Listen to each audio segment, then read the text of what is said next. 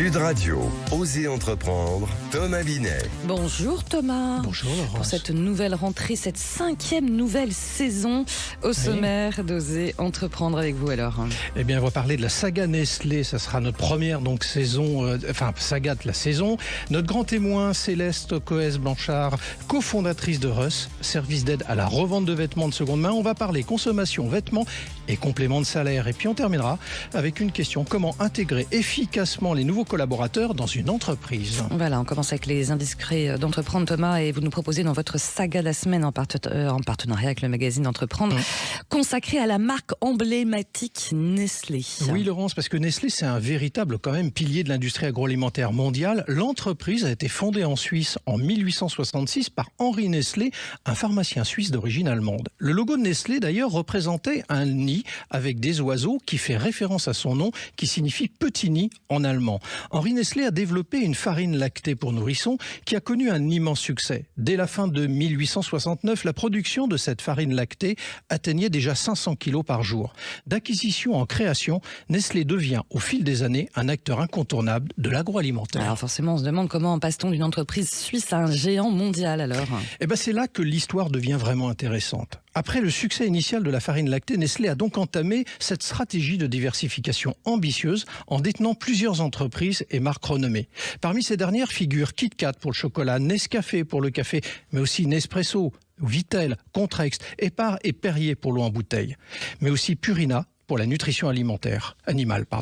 Cette expansion a permis à Nestlé de s'étendre bien au-delà de ses origines dans l'alimentation infantile en offrant une large gamme de produits. Voilà, forcément Thomas, on peut se demander aussi comment Nestlé fait aujourd'hui pour rester pertinent sur le marché. Eh bien Nestlé s'efforce de s'adapter aux nouvelles demandes, Laurence, des consommateurs en investissant dans des produits plus sains et durables. Ils ont mis l'accent sur la réduction du sucre dans leurs produits, la promotion d'alternatives végétales et l'amélioration de leurs pratiques de durabilité. Ils ont également fait des efforts pour réduire leur empreinte carbone en se concentrant sur le recyclage et les emballages écologiques. Voilà, et on passe à votre témoin de la semaine ce matin, Thomas Binet. Nous sommes avec Céleste Coës-Blanchard, cofondatrice d'un service d'aide à la revente de vêtements de seconde main qui s'appelle Reuss, c'est ça? Reuss. Reuss, voilà. Oui, parce que c'est du verlan. Ça veut dire sœur. C'est pour ça que depuis tout à l'heure, je voilà. m'interrogeais. Comme ça, vous avez tout de suite, sans le savoir, la signification du nom de l'entreprise. Bonjour à vous. Bonjour. Un Français achète en moyenne 7 à 8 kilos de vêtements neufs par an. Il les porte 7 à 8 fois et l'oublie ou l'abandonne. Ça, ce sont les chiffres quasi officiels. Vous êtes parti de ce constat pour créer votre société, en fait ? Oui, entre autres parce que j'ai été cette surconsommatrice de vêtements au départ. En addiction ? En addiction, clairement une addiction. Ouais, je me suis soignée, ça je me soigne et je continue à me soigner. Mais j'ai été cette surconsommatrice de vêtements. J'accumulais beaucoup trop et à certains moments en fait, il y a un moment où ça rentre plus dans les placards. Donc il faut bien en sortir un petit peu. Et quand je sortais du coup mes pièces des placards je savais jamais trop quoi en faire. Donc je les mettais dans un sac et puis ça passait sous mon lit. Et puis après ça attendait qu'il se passe quelque chose. Et il se passait rien jusqu'à ce qu'il y ait une amie qui me dise moi j'ai revendu sur Vinted toutes mes fringues, je me suis fait 300 €, c'était super, etc. Et je lui dis mais est-ce que tu veux le faire pour moi?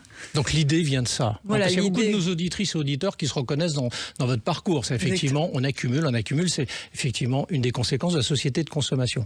Donc vous avez demandé à une de vos amies, pour être très concret, de prendre en main votre dressing et de trier avec vous et ensuite de mettre en vente. Donc c'est une forme de conciergerie, ça.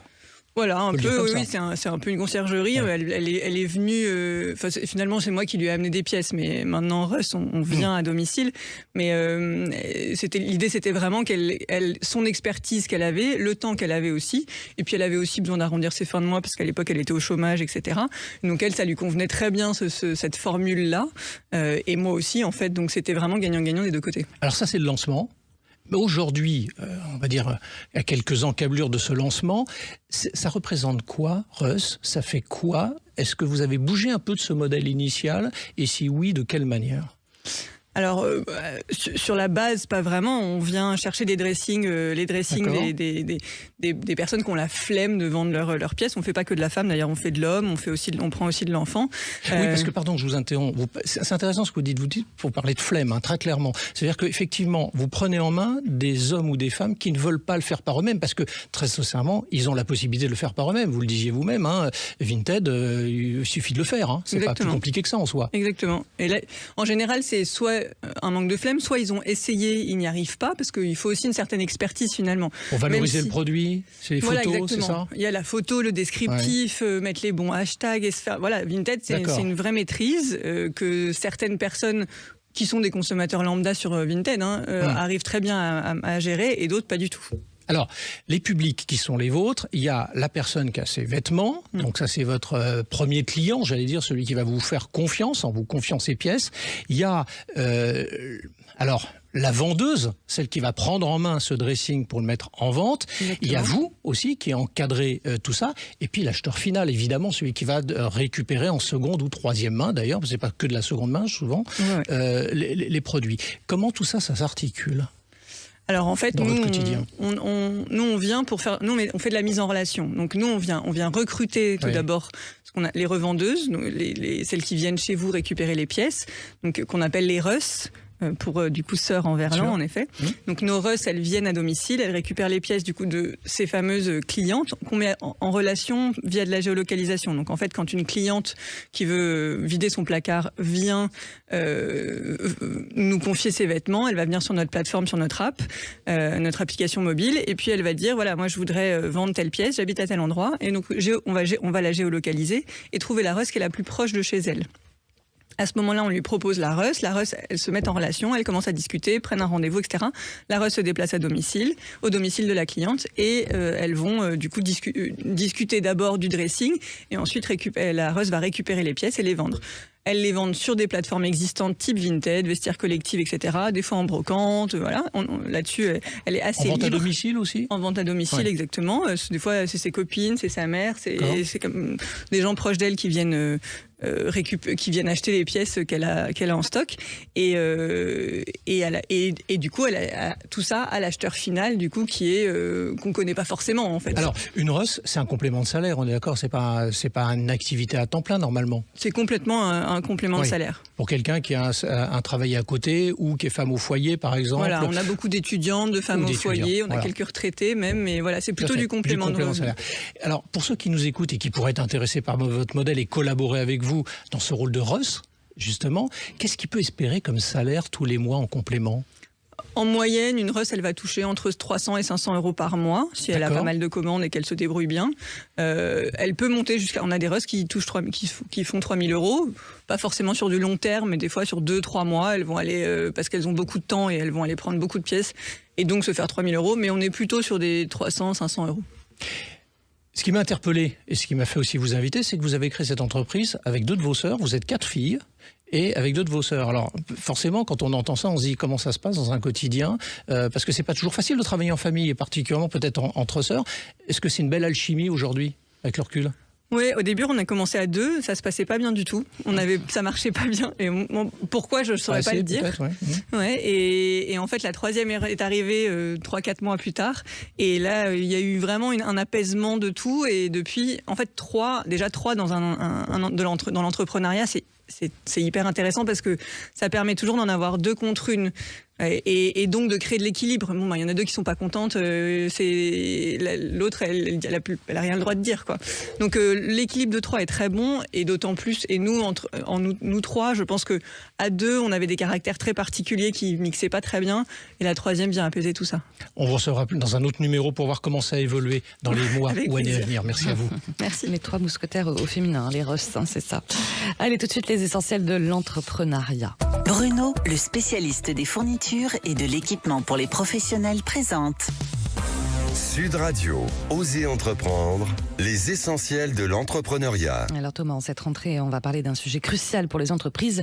Comment intégrer efficacement les nouveaux collaborateurs? Quelles sont les clés pour réussir une intégration? Eh bien Laurence, l'intégration des nouveaux collaborateurs est une étape évidemment essentielle pour assurer leur réussite et leur engagement à long terme. Alors on voit bien quand même que le recrutement n'est pas simple de façon générale. Alors on vient et pour réussir un recrutement, soyons attentifs à la phase d'intégration. Et cela peut commencer avant le premier jour du nouveau collaborateur. Alors imaginons une situation simple. Un nouveau collaborateur reçoit un email quelques jours avant son arrivée avec toutes les informations nécessaires pour son premier jour, les détails pratiques sur l'entreprise, un guide de bienvenue et même un message d'accueil de son futur manager. Ça change rien et pourtant c'est ça qui change tout. Ouais, ça peut mettre en confiance. Bon, alors ok, une fois sur place, comment continuer sur cette lancée alors? Il est crucial de leur donner un véritable accueil. Cela peut sembler évident, mais l'accueil fait une grande différence. Ce sont les premiers instants, les premiers pas dans l'entreprise dont on se souviendra. D'ailleurs, ne dit-on pas qu'on n'a jamais deux fois l'occasion de faire bonne impression. Les petites choses comptent, un poste de travail prêt, des outils de travail disponibles et fonctionnels et un programme clair pour les premières semaines. Mais surtout, c'est l'humain qui fera la différence. Un parrain ou un tuteur, quelqu'un de l'équipe autre que son manager qui peut jouer un rôle clé. Ce menteur informel peut guider le nouvel arrivant, répondre à ses questions et l'aider à s'intégrer socialement. Oui, on sait que l'aspect humain est central depuis plusieurs années. Et pour ce qui est des aspects plus formels, la formation, les présentations, ça doit se passer comment alors? Eh bien, un bon processus d'intégration doit aussi inclure une présentation des valeurs et de la culture de l'entreprise, ainsi que des objectifs de l'équipe. Des sessions de formation, par exemple sur les outils et les processus internes, sont essentielles. Mais attention à ne pas surcharger les nouveaux dès le début. Il est important de leur donner le temps de s'adapter, de découvrir leur rythme et de digérer toute cette information. Un dernier conseil pour conclure, Thomas? Oui, Laurence, il ne faut pas oublier de demander un feedback, du retour. Une période d'essai réussie est un échange. Il faut écouter les nouvelles recrues pour améliorer continuellement le processus d'intégration, un suivi régulier avec le manager, des retours constructifs et une ouverture aux questions et aux suggestions permettront de s'assurer que le nouvel arrivant se sente bien, soit performant et reste aussi dans l'entreprise. À suivre, comme vous dites. Absolument. Merci beaucoup Thomas. Et dans quelques instants, vous revenez avec Osez Investir pour nous dire si les Français ont eu le temps de s'intéresser à leurs finances pendant les vacances. À tout de suite.